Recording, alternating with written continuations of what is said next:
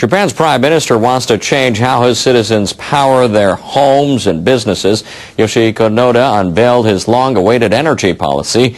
It calls for the country to phase out nuclear power in the coming decades. The plan reflects the feelings of many Japanese following last year's accident at the Fukushima plant. But big business says the policy is problematic. NHK World's Chie Yamagishi has the details. Government ministers have spent months talking to each other, to experts, and to the public to figure out the role nuclear power should play in Japan.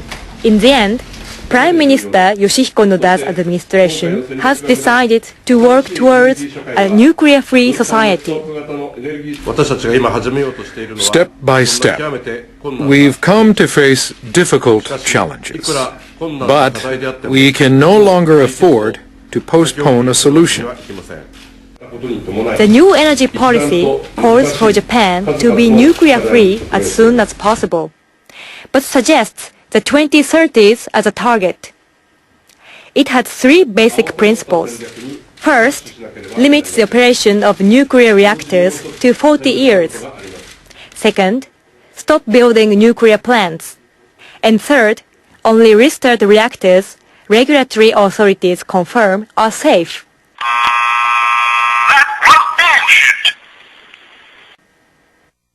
Japanese leaders started reviewing the energy policy soon after last year's meltdowns and explosions at Fukushima Daiichi. Nuclear power was once the policy's cornerstone, but the accident highlighted its dangers.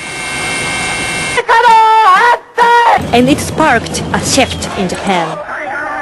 Many citizens worried about the risks posed by radiation.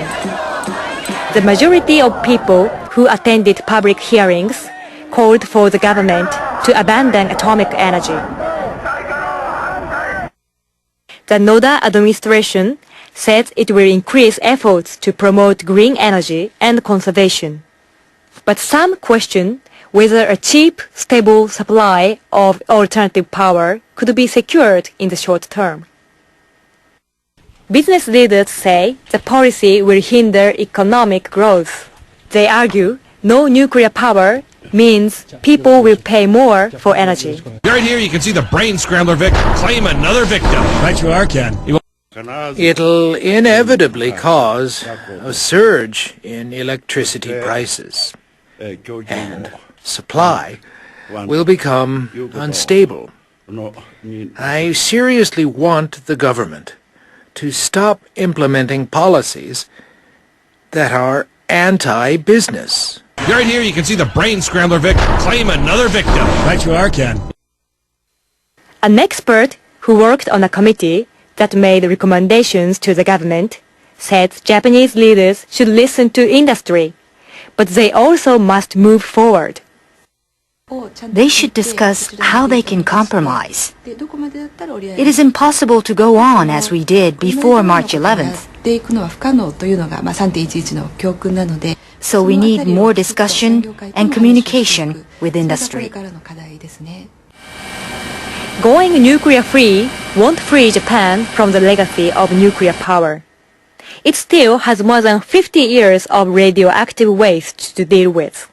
No final decision has been made on the disposal method or site.